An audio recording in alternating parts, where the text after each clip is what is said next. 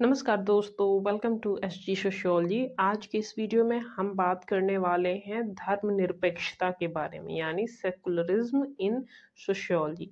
इस टॉपिक को हम समझेंगे कि धर्मनिरपेक्षता का अर्थ क्या होता है, साथ ही साथ जो धर्मनिरपेक्षीकरण की प्रक्रिया है वो किस तरह काम करती है। तो बहुत सारी चीज़ें हैं आज के इस टॉपिक से रिलेटेड जिसके बारे में हमें समझना है। चलिए शुरू करते हैं। तो धर्मनिरपेक्षीकरण के बारे में बात करने से पहले आपको समझना होगा धर्मनिरपेक्षता का सिंपल सा अर्थ। तो समाजशास्त्र में धर्मनिरपेक्षता का मूल विचार यह है कि धर्म और राज्य को अलग रखा जाए। मीन्स राज्य में जो सरकारें हैं वो जो सरकारी फैसले ले रही हैं या सार्वजनिक जो नीतियां बना रही हैं उनमें धर्म का कोई हस्तक्षेप ना हो, अर्थात धार्मिक मान्यताओं से वो प्रभावित नहीं होनी चाहिए। लेकिन जब समाजशास्त्र में आप धर्मनिरपेक्षता की बात करते हो तो सिर्फ राजनीति तक ही सीमित नहीं होती है। यह इस बारे में भी होती है कि समाज कैसे विकसित होता है और धर्म का प्रभाव समय के साथ कैसे बदलता है। तो सिंपल लैंग्वेज में धर्मनिरपेक्षता का अर्थ क्या हुआ कि सरकार यानी गवर्नमेंट और स्टेट यानी राज्य बिल्कुल एक दूसरे से अलग अलग होते हैं।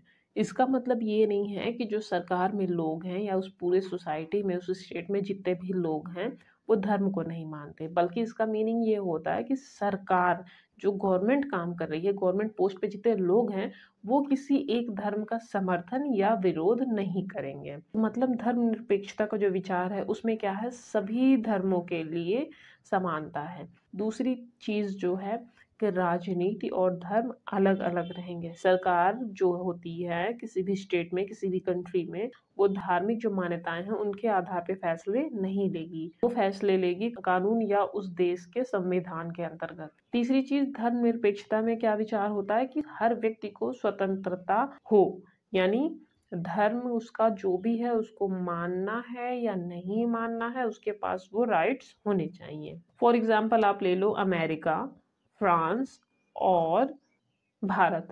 ये तीन जो कंट्रीज हैं यहाँ पे बिल्कुल तीन अलग अलग टाइप के आपको धर्मनिरपेक्षता दिखेगी।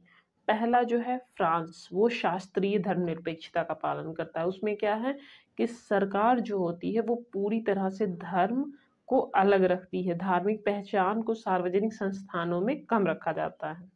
दूसरा टाइप आप देख लो अमेरिका का, जो कि है प्रक्रियात्मक धर्मनिरपेक्षता। इसमें क्या होता है कि सरकार धर्म से तो अलग रहेगी लेकिन खुले तौर पे वो अपने जो धार्मिक विचार हैं वो व्यक्त कर सकते हैं कि हाँ हम इस रिलीजन में मानते हैं या इस रिलीजन में ये चीजें हैं, बट सरकारी मामलों में वो रिलीजन को नहीं घुसाएंगे। और तीसरा एग्जाम्पल है भारत। यहाँ पे क्या होता है, सरकार सभी धर्मों को समान मानती है और किसी भी एक धर्म का समर्थन नहीं करती। अगर हम बात करें इसके महत्व की तो देखो, धर्मनिरपेक्षता जो होती है वो समाज में शांति बनाए रखने में मदद करती है और ये भी ध्यान रखती है कि किसी भी व्यक्ति के साथ धर्म के आधार पर भेदभाव ना हो। तो एक ऐसी व्यवस्था जो सभी को समान अधिकार और स्वतंत्रता पर जोर दे वो क्या कहलाती है, धर्मनिरपेक्षता। और अब हम बात कर लेते हैं धर्मनिरपेक्षीकरण के बारे में। तो सबसे पहली बात, धर्मनिरपेक्षीकरण या लौकिकीकरण या सेकुलराइजेशन एक प्रक्रिया है, एक प्रोसेस है, जिसमें क्या होता है कि जो व्यक्तिगत कार्य होते हैं व्यक्तियों के, उनमें तार्किकता का समावेश हो जाता है, या फिर आप ये बोल सकते हो कि जो उनके विचार हैं, जो उनके कार्य हैं, जो ये उनकी सोच है, उनमें धार्मिकता का ह्रास हो जाता है। मतलब जो धार्मिक नजरिया है देखने का वो घटने लगता है और जो तार्किक तरीका है किसी भी सिचुएशन को, किसी भी चीजों को देखने का, वो बढ़ने लगता है। एक बार देख लेते हैं यहाँ पे क्या लिखा हुआ है। धर्मनिरपेक्षीकरण को उस सामाजिक प्रक्रिया के रूप में समझा जा सकता है जिसके द्वारा धार्मिक, प्रथागत या परंपरागत व्यवहार में धीरे धीरे किसका समावेश हो जाता है, तार्किकता का, यानी रीजनिंग। आप लॉजिकली चीजों को देखने लगते हो। दूसरे शब्दों में जनजीवन के व्यवहारों का उद्देश्य धार्मिक ना होकर व्यवहारिक हो जाता है। मीन्स जो चीज पहले परलौकिक समझी जाती थी या जिसमें ईश्वरीय शक्ति, दैवीय शक्ति, धार्मिक आदर्शों की बात करी जाती थी, वहां पे रीजनिंग यूज करते हो, लॉजिकली देखते हो क्या ये सही है या गलत है। फॉर एग्जाम्पल स्टार्टिंग में अगर धूप हो रही है तो भी देवता हैं, अगर बारिश हो रही है तो भी ईश्वर हैं, पृथ्वी पे दिन रात हो रहे हैं तो भी ईश्वर है। हर चीज़ों में जो भी ईश्वरीय शक्ति है या दैवीय शक्ति है या परलौकिक जो बातें हैं उनके बारे में बात होती थी। बट आज के डेट में अगर आप देखोगे तो हर चीज़ों का आंसर आप साइंस के थ्रू पाना चाहते हो। अगर आप देख रहे हो कि आसपास आपके बारिश हो रही है तो इसका मतलब ये नहीं कि ईश्वरीय शक्ति है, वहाँ पे साइंटिफिक चीज़ें भी काम करती हैं। या पृथ्वी पे दिन रात का होना या पृथ्वी पे ही जीवन का होना, इन सारी चीज़ों के बारे में आपको साइंस उत्तर देता है। तो वहाँ पे आप तार्किक व्याख्या देखते हो। वही चीज़ लिखी हुई है कि धर्मनिरपेक्षीकरण का तात्पर्य क्या है? जो चीज़ पहले परलौकिक समझी जाती थी अब उसकी व्याख्या लौकिक संदर्भ में होने लगी है। हमने क्या समझा? परलौकिक परंपरागत दैवीय या धार्मिक आदर्श की मानवीय सामाजिक व्यवहारिक या तार्किक व्याख्या ही लौकिकीकरण है या धर्मनिरपेक्षीकरण है। तो हमने इसके अर्थ को समझ लिया। अब हम बात कर लेते हैं धर्मनिरपेक्षीकरण की परिभाषा के बारे में। Doctor M.N.. श्रीनिवासन के अनुसार लौकिकीकरण शब्द का अर्थ है कि जो कुछ पहले धार्मिक माना जाता था अब वह वैसा नहीं माना जा रहा है। वही चीज लॉजिकली लोग ज्यादा सोच रहे हैं, वो हर चीज को रिलीजन से रिलेट करके नहीं देख रहे हैं। इनके अनुसार जो धर्मनिरपेक्षीकरण है या लौकिकीकरण है उसका तात्पर्य विभेदीकरण की प्रक्रिया से भी है। विभेदीकरण की प्रक्रिया में क्या होता है? हर चीजों में भेद कर दिया जाता है, अर्थात जो समाज के विभिन्न पहलू हैं, धार्मिक, राजनीतिक, कानूनी, नैतिक, इन सब को एक दूसरे से अलग अलग करके देखा जाता है। इसी कारण धर्म और राज्य या सरकारों को अलग देखा जाता है। राज्य का मतलब स्टेट से नहीं है, इंडिया के अदर जो स्टेट है नहीं। यहाँ पे राज्य का तात्पर्य सोशियोलॉजी में जब आप बात करते हो स्टेट मीन्स एक कंट्री। तो देखो हमने दो शब्दों की बात करी, धर्मनिरपेक्षता और धर्मनिरपेक्षीकरण। धर्मनिरपेक्षीकरण एक प्रक्रिया है जिसमें क्या होता है कि लोगों के दैनिक जीवन के कार्यों में तार्किकता की वृद्धि होती है और धार्मिक विश्वासों में कमी आती है। और जब हम बात करते हैं धर्मनिरपेक्षता की तो ये क्या है? ये अलग करता है धर्म को किससे? राज्य से। राज्य का तात्पर्य एक कंट्री या एक देश, उसको चलाने की सरकार। तो सरकार के जो भी निर्णय हैं, जो भी चीजें वो अपनी देश की भलाई के लिए या उसके विकास के लिए कर रहा है, वहां पे धार्मिक हस्तक्षेप नहीं हुआ, यानी धर्म के आधार पे वो निर्णय नहीं लेगा। निरपेक्ष मतलब पक्षपात ना कर जाए। मान लो एक ये है, एक ये इंसान है, ये मेरा दोस्त है, ये मुझे बहुत ज़्यादा पसंद नहीं है, तो ये पसंद है इसलिए इसके हर चीज़ को सही बोलना और इससे ज़्यादा कुछ मेरा कनेक्शन नहीं है इसलिए इसमें कमी निकालना, इसमें मैं बायस हो रही हूँ। मैं जो मेरे जानने वाला है या जिससे मैं क्लोज हूँ उसको उस रिलेशन के वजह से या उसके नोन होने के वजह से उसको फायदा दे रही हूँ। ये क्या होता है? पक्ष लेना। और निरपेक्ष मतलब चाहे ये कितना भी मेरे क्लोज हो और ये चाहे कितना भी अननोन हो मेरे लिए, मैं देखूंगी जो ज्यादा सही है, जो ज्यादा अच्छा कर रहा है या जिस भी आधार पर डिसीजन लेना उसमें उनके क्वालिटीज को देखना, ये हो गया निरपेक्ष। और जब आप बात करते हो धर्मनिरपेक्ष मीन्स धर्म के आधार पे आप भेदभाव नहीं करोगे। तो हमने अब तक धर्मनिरपेक्षता का अर्थ, धर्मनिरपेक्षीकरण का अर्थ और उसकी परिभाषा, इन सारी चीज़ों के बारे में बात कर ली है। अब हम बात कर लेते हैं धर्मनिरपेक्षीकरण के कुछ प्रमुख तत्वों के बारे में। देखो मुख्यतः हमें 3 बिंदु पे बात करनी है। पहला धार्मिकता का ह्रास, दूसरा है तार्किकता, तीसरा है विभेदीकरण की प्रक्रिया। इनके बारे में हमने पहले ही डिस्कस करा है कि जब भी लौकिकरण की प्रक्रिया देखने को मिलती है या धर्मनिरपेक्षीकरण की प्रक्रिया देखने को मिलती है तो वहाँ पे सबसे इम्पोर्टेंट चीज़ क्या होती है? धार्मिकता का ह्रास होता है। यानी वहाँ के लोगों में, जिस सोसाइटी में, जिस कंट्री में आप सेकुलराइजेशन का प्रोसेस होते देखोगे या वहाँ पे धर्मनिरपेक्षता को ज़्यादा महत्व दिया जाएगा या लौकिकरण की तरफ लोग बढ़ेंगे तो वहाँ पे धर्म का महत्व कम होता जाएगा। Means lack of religiousness. लोग किसी के साथ रिलेशन बना रहे हैं, कोई काम कर रहे हैं, किसी सिचुएशन में हैं, तो वहाँ पे रिलीजियस एंगल से ना देख के वो अपना प्रैक्टिकली सोचेंगे कि यहाँ पे उनका प्रॉफिट हो रहा है या नहीं, यहाँ पे वो सोशली कुछ गेन कर पा रहे हैं या नहीं। या जिस सोसाइटी के वो सदस्य हैं उससे जुड़े उनके जो उद्देश्य हैं वो पूरे हो रहे हैं कि नहीं। मीन्स वहाँ पे धार्मिक विचार या धार्मिक विश्वास को कम महत्व देके लौकिकरण की वृद्धि देखने को मिलती है। लौकिकरण का दूसरा प्रमुख तत्व क्या है? तार्किकता, रैशनैलिटी। इसके अंतर्गत क्या होता है कि सभी विश्वासों, विचारों अथवा चीजों में किसका समावेश हो जाता है? तर्क का। और जब सोसाइटी में तार्किकता बढ़ने लगती है तो वहां पे क्या देखने को मिलता है? लौकिकरण। तो जब भी आप बात करोगे लौकिकरण की या धर्मनिरपेक्षीकरण की, तो वहां पे सबसे इंपॉर्टेंट चीज क्या देखने को मिलेगी? धार्मिकता का ह्रास होगा। दूसरी चीज क्या? तार्किकता की बढ़ोतरी होगी। लोग हर चीज में, चाहे वो उनके विश्वास हैं, चाहे वो उनके विचार हैं, वहां पे तर्क करेंगे। पहले अगर किसी ने बोल दिया कि हाँ सूर्य पृथ्वी का चक्कर लगाता है तो उस पर कोई क्वेश्चन नहीं करता था। बट आज के टाइम पे क्या ये सही है कि सूर्य पृथ्वी का चक्कर लगाता है? नहीं, पृथ्वी और अन्य सारे ग्रह सूर्य का चक्कर लगाते हैं। मतलब क्वेश्चनिंग करने की जो प्रक्रिया है, तार्किकता जो है, वो चीज धर्मनिरपेक्षीकरण में या लौकिकरण की प्रक्रिया में महत्वपूर्ण भूमिका निभाती है। तीसरा पॉइंट है विभेदीकरण की प्रक्रिया, प्रोसेस ऑफ डिफरेंशिएशन। मतलब ऐसी प्रक्रिया जहां पे आप चीजों को अलग कर रहे हो या उनमें भेद बता रहे हो। मतलब विभेदीकरण वह प्रक्रिया है जिसमें क्या होता है, समाज के जो विभिन्न क्षेत्र हैं जैसे राजनीति, शिक्षा, कानून, अर्थव्यवस्था या आप बोल सकते हो स्वास्थ्य, ये सब क्या हो गए हैं? धर्म से अलग स्वतंत्र रूप से कार्य करते हैं। सोसाइटी कैसे वर्क करती है? सोसाइटी के बेसिक इंस्टीट्यूशन है जो सोसाइटी को चलाते हैं। अब ये जो इंस्टीट्यूशन है या ये जो विभिन्न क्षेत्र हैं वो रिलीजन से एसोसिएट होके काम नहीं कर रहे हैं, वो इंडिपेंडेंट होके काम कर रहे हैं। और ये क्या होती है? धर्मनिरपेक्षता की एक महत्वपूर्ण प्रक्रिया होती है। फॉर एग्जाम्पल आप देख लो, सरकार और धर्म अलग हुए हैं, इसके बारे में हमने बात करी थी।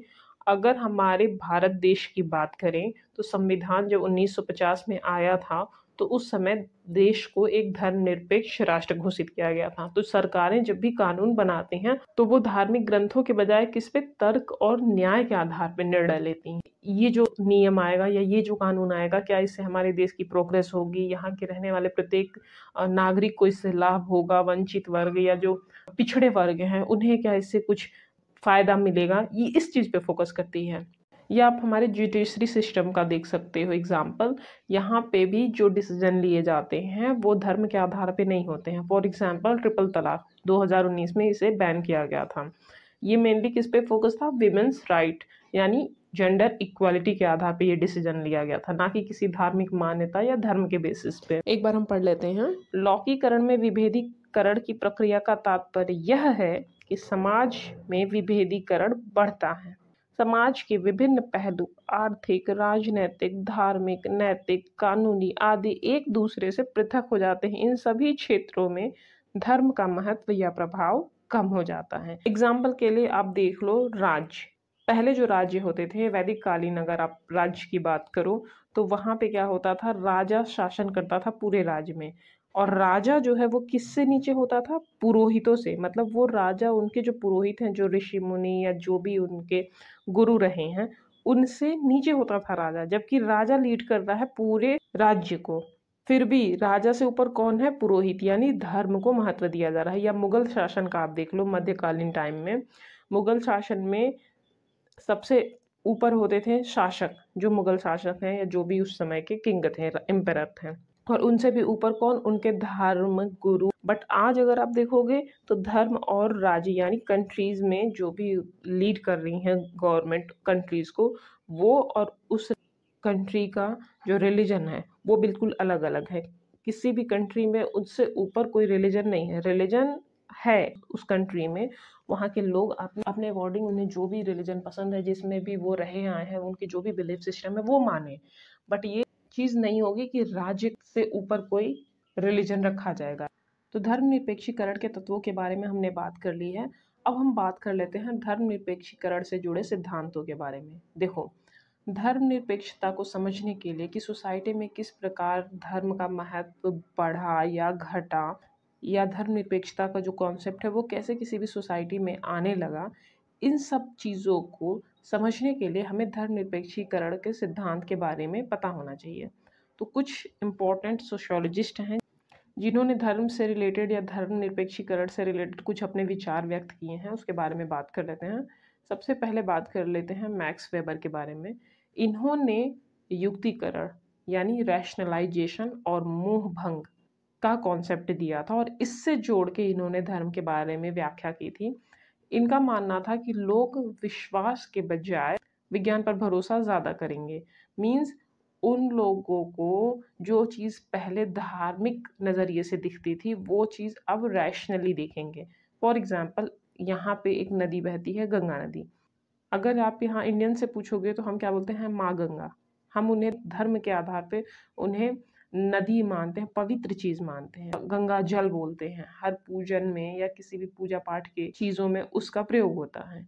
बट जब आप उसे सिर्फ एक नदी, वहाँ पे कितने प्रदूषण है या वो कितना शुद्ध है, उससे वातावरण को क्या हानि हो रही है, लाभ हो रही है, इस नज़रिए से देखोगे तो वो क्या हो जाएगा? धार्मिक ना होके रैशनल हो जाएगा। यानी यहाँ लोगों में जैसे जैसे आधुनिकता आएगी रैशनलाइजेशन बढ़ता जाएगा। दूसरा कॉन्सेप्ट है मोह भंग या डिसइंचेंटमेंट। इसमें क्या होता है? चीज़ों के प्रति जो आपका मोह है, धार्मिक विश्वासों के कारण जिस भी चीज़ के प्रति आप मोहवश जुड़े हुए हो, वो मोह आपका भंग हो जाएगा ड्यू टू साइंस एडवांसमेंट। मतलब रीजनिंग आ जाएगी, लोग रैशनलाइज्ड हो जाएंगे, वो साइंस का यूज़ करेंगे। मॉडर्न टाइम आते आते लोग जो उनके ट्रेडिशनल बिलीफ थे, पारंपरिक जो विचार करने का तरीका था, उन सब को हटा करके वो किस पे फोकस करेंगे? लॉजिक पे, साइंस पे। फॉर एग्जांपल स्कूल, विद्या का मंदिर, एक मंदिर है, वहाँ पे जाते समय नमस्कार करो। फिर आप स्कूल के जो अध्यापन की क्रिया है उसको करने से पहले प्रार्थना करो। प्रार्थना करने के टाइम पे आप अपनी चप्पल्स या जूते निकालो। ये तो हमने भी किया अपने टाइम पे। तो ये जो तरीका था करने का, ये क्या है कि हम उसको धर्म से जोड़ के या मंदिर मान के या पूजनीय मान के उसके प्रति अपने सम्मान को प्रकट करते हैं। बट आज के टाइम पे या और ज़्यादा मॉडर्न टाइम आते जाएगा तो स्कूल्स बस एक इंस्टीट्यूशन है जो हमें एजुकेशन देती हैं। एजुकेशन भी ऐसा नहीं है जो धर्म से जुड़ा हुआ है, वो क्या है? साइंस बेस्ड एजुकेशन है। आईआईटी, आईआईएम जैसे स्कूल्स या यूनिवर्सिटीज़ जो हैं वो क्या हैं? विज्ञान, तकनीक और तर्कसंगत सब्जेक्ट्स पर केंद्रित हैं। तो जब चीज़ें धर्म के नज़रिए से नहीं देखी जाएंगी, लॉजिकली देखा जाएगा, रैशनली उसे देखा जाएगा, तो आप उससे जुड़ोगे नहीं, आपको उसके प्रति मोह लगाव नहीं रहेगा जुड़ने के लिए। तो मोह आप लोगों का जैसे जैसे मॉडर्न टाइम आएगा भंग हो जाएगा, लोग बिल्कुल रैशनल हो जाएंगे। और इन दोनों ही चीज़ों में मेनली क्या फोकस हो रहा है कि लोग बिलीफ्स के बजाय साइंस पर ज़्यादा भरोसा करने लगेंगे। और रैशनलाइजेशन की जो उन्होंने थ्योरी दी थी उसमें उन्होंने ये बात करी थी कि रैशनैलिटी जो है वो लोगों के लिए एक लोहे के पिंजड़े के समान है। सोने का पिंजड़ा आपने सुना ही होगा, पिंजड़ा पिंजड़ा ही होता है, चाहे सोने का हो चाहे लोहे का हो। लोग किसी भी चीज़ में आस्था या विश्वास ना रख के बस तर्क पर ध्यान देंगे। और तर्क उनके लिए आयरन केज इसलिए हो जाएगी कि वो उन्हें उसमें जकड़ लेगी। आप खुद देख लो, आज के लोग इतने ज़्यादा रैशनल हो गए हैं, इतने ज़्यादा तार्किक हो गए हैं, हर चीज़ में क्वेश्चन करते हैं। ज़रूरी नहीं है आपको हर चीज़ का आंसर साइंस दे पाए। बहुत सी ऐसी चीज़ें हैं जहाँ तक अभी साइंस पहुँच नहीं पाया है। बट लोग जब रैशनल हो जाएंगे तो वो रैशनैलिटी जो है वो उनके लिए पिंजड़े का काम करेगी, उनके दिमाग को बांध लेगी, उन्हें आज़ाद नहीं छोड़ेगी कि लोग उससे बाहर निकल पाएँ। अगर हम बात करें धर्म को लेके दुर्कहेम के विचार पे, तो इन्होंने भी यही चीज़ बोली थी कि पहले के टाइम में सामाजिक एकता के लिए धर्म आवश्यक था, वो सोशल यूनिटी को बनाता था। बट जैसे जैसे समाज आगे बढ़ता जाएगा, औद्योगिकरण होगा, लोगों का विकास होगा, नगरीकरण की प्रक्रिया होगी, सोसाइटी डेवलप करेगी, मॉडर्न होती जाएगी, तो वहाँ पे धर्म की भूमिका कम होती जाएगी। इनफैक्ट इन्होंने भविष्यवाणी करी थी कि धर्म का मॉडर्न टाइम में पतन होता जाएगा। और थर्ड समाजशास्त्री जो है पीटर बर्जर, इन्होंने धर्मनिरपेक्षता के सिद्धांत का समर्थन किया है। बट बाद में क्या बोला कि धर्म समय के साथ खत्म नहीं होगा, उसमें विविधता बनी रहेगी। मतलब एक ही समाज में अगर वो मॉडर्न होता जाएगा तो धर्म में कमी नहीं आएगी, बल्कि उनमें एक साथ मिलकर रहने का एक गुण आ जाएगा। यानी धार्मिक विविधता बनी रहेगी, धर्म का ह्रास नहीं होने वाला है। तो जब हम धर्मनिरपेक्षीकरण के सिद्धांत को पढ़ते हैं या उसके बारे में समझते हैं तो हमें क्या पता चलता है कि धर्मनिरपेक्षीकरण के सिद्धांत जुड़े हैं इस बात से कि जैसे जैसे समय बदलता जाएगा सोसाइटीज़ और ज़्यादा डेवलप्ड होती जाएंगी और जो धर्म का स्थान है सोसाइटी में वो उच्च के जगह धीरे धीरे निम्न स्तर पे आता जाएगा या धर्म के महत्व में कमी आएगी।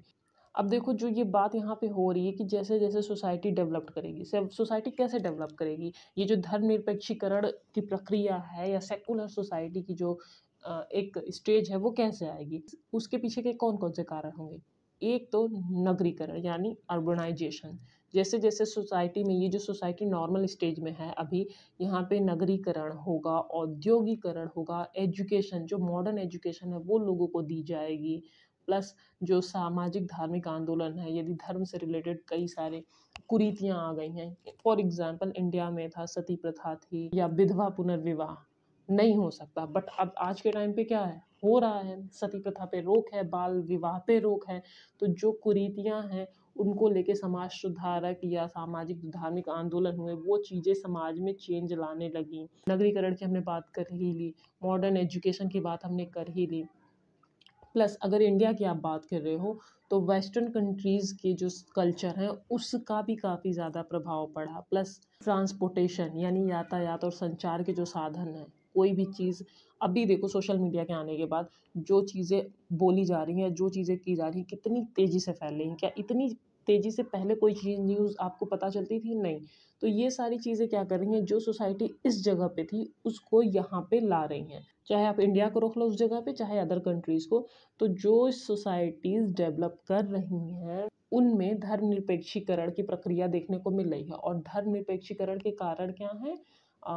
नगरीकरण, औद्योगिकरण, आधुनिक शिक्षा, सामाजिक धार्मिक आंदोलन, यातायात संचार प्लस गवर्नमेंट एफर्ट्स यानी सरकारी प्रयास। क्योंकि किसी एक रिलीजन को लेके किसी भी एक कंट्री को चलाना मुश्किल है जब आपके पास धार्मिक बहुलता हो, हर तरह के रिलीजन के लोग आपकी कंट्रीज़ में रहते हों। आई होप आपको आज का ये टॉपिक समझ में आया हो। अगर आपके कोई सुझाव हो तो आप कमेंट बॉक्स में दे सकते हैं। अगर आपको वीडियो पसंद आया तो वीडियो को लाइक, शेयर और चैनल को सब्सक्राइब करना ना भूलें। इस वीडियो की अगर पीडीएफ चाहिए तो आप हमारे टेलीग्राम चैनल एसजी सोशियोलॉजी से जुड़ सकते हैं। डिस्क्रिप्शन बॉक्स में चैनल और पीडीएफ की लिंक मिल जाएगी। और अगर आपको लगता है कि कहीं पे कोई फैक्ट या कोई पॉइंट मिस हो रहा है या गलतियाँ हो रही हैं तो आप बता सकते हो। आज के लिए बस इतना ही। धन्यवाद।